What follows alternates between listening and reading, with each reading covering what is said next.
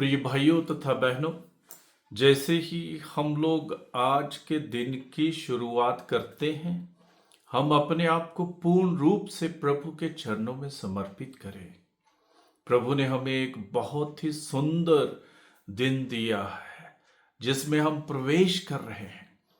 हम इस दिन में सकारात्मक होकर प्रवेश करें कि प्रभु अवश्य हमारी प्रार्थनाओं को सुनते हैं, हमें आशीष देते हैं, अपनी कृपाओं से भरते हैं और हमारे साथ साथ चलते हैं ताकि हम कभी भटक ना जाएं, लेकिन जो प्रभु की इच्छा है उसको अपने जीवन में पूरा करते हुए आगे बढ़ते जाएं। हम लोग संत लूकस के सुसमाचार में पढ़ते हैं 18 अध्याय में पहले ही वाक्य में नित्य प्रार्थना करनी चाहिए और कभी हिम्मत नहीं हारनी चाहिए। नित्य प्रार्थना करनी चाहिए। बहुत बार हम लोग प्रार्थना को बीच में छोड़ देते हैं और जब हम लोग प्रार्थना को बीच में छोड़ देते हैं, हम जो प्राप्त करना चाहते हैं या प्रभु हमें जो प्रदान करना चाहते हैं उसको हम प्राप्त नहीं कर पाते हैं। इसलिए नित्य प्रार्थना करनी चाहिए, निरंतर प्रार्थना करनी चाहिए। प्रार्थना क्या है? प्रार्थना हमारा प्रभु के चरणों में पूर्ण समर्पण है।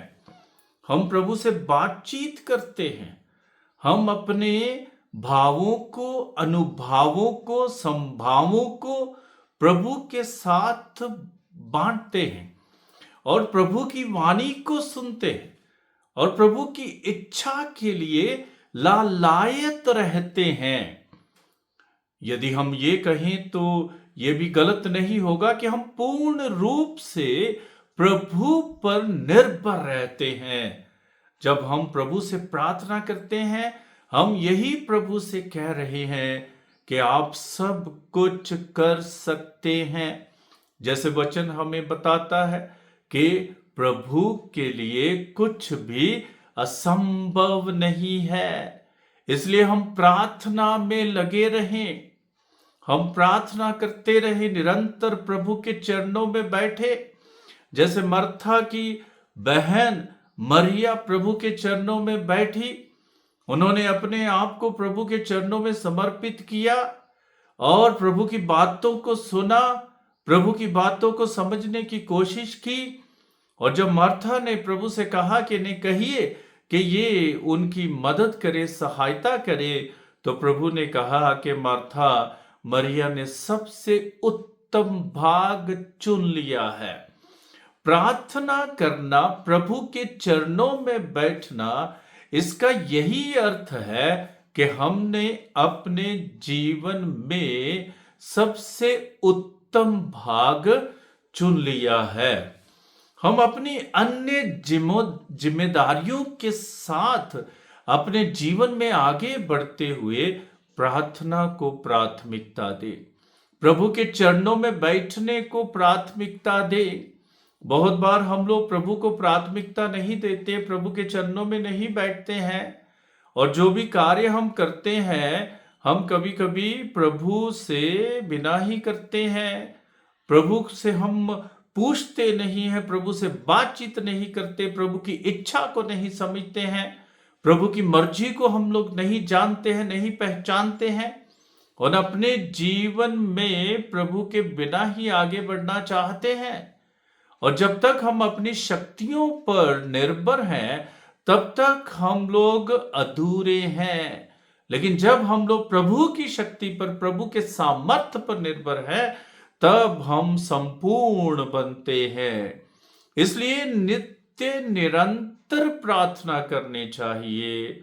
अपने जीवन को प्रार्थनामय बनाना है। सफर करते समय, खाना खाते समय, एक दूसरे के साथ बातचीत करते समय, कोई समस्या है उसका समाधान ढूंढने के समय और डायलॉग, एक दूसरे के साथ वार्तालाप करते समय और कुछ भी अपने अपने ऑफिस में काम करते समय कहीं भी हम प्रार्थना कर सकते हैं।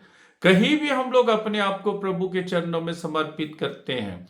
क्यों नहीं हम अपने कार्यों को प्रभु के चरणों में समर्पित करें कि प्रभु जो तू चाहता है मेरे जीवन में पूरा हो जाए।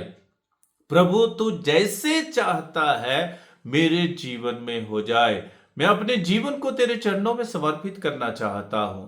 मैं अपने जीवन को तेरे चरणों में दे देना चाहता हूं, क्योंकि मैं अपनी शक्तियों से सब कुछ संपन्न नहीं कर सकता हूं। यही भावना हमारे जीवन में होनी चाहिए कि प्रभु सर्वशक्तिमान है, प्रभु सर्वज्ञ है, प्रभु सर्वज्ञानी है, प्रभु हर जगह मौजूद है। तो हम प्रभु के चरणों में अपने आप को क्यों नहीं समर्पित करें। और प्रार्थना एक जरिया है, प्रार्थना एक माध्यम है जिससे हम लोग अपने आप को प्रभु के चरणों में समर्पित करते हैं, इस विश्व को प्रभु के चरणों में समर्पित करते हैं, अपनी योजनाओं को प्रभु के चरणों में समर्पित करते हैं, अपनी दिनचर्या को प्रभु के चरणों में समर्पित करते हैं, अपनी समस्याओं को, परेशानियों को, दुखों को, तकलीफों को, खुशियों को, आनंद को, सब कुछ को प्रभु के चरणों में समर्पित करते हैं। प्रार्थना करें, नित्य निरंतर प्रार्थना करें और विश्वास के साथ प्रार्थना करें, पूर्ण विश्वास के साथ कि जो कुछ आप मांग रहे हैं वो संपन्न हो जाएगा, वो पूरा हो जाएगा, क्योंकि प्रभु उसे पूरा करने में सक्षम है, क्योंकि प्रभु के लिए कुछ भी असंभव नहीं है। तो प्रिय भाइयों तथा बहनों, हम अपने आप को पूर्ण रूप से प्रभु के चरणों में समर्पित करें। आज के दिन को प्रभु के चरणों में समर्पित करें, हमारी बातचीत को प्रभु के चरणों में समर्पित करें, हमारे कार्यों को प्रभु के चरणों में समर्पित करें, हमारी बातों को, हमारी सोच को, हमारे विचार को, हमारी योजनाओं को प्रभु के चरणों में समर्पित करें। और मैं समझता हूं कि आपका दिन सही रूप में मंगलमय होगा और आप खुशियों से भरपूर रहेंगे। ईश्वर आप सबको आशीष प्रदान करे।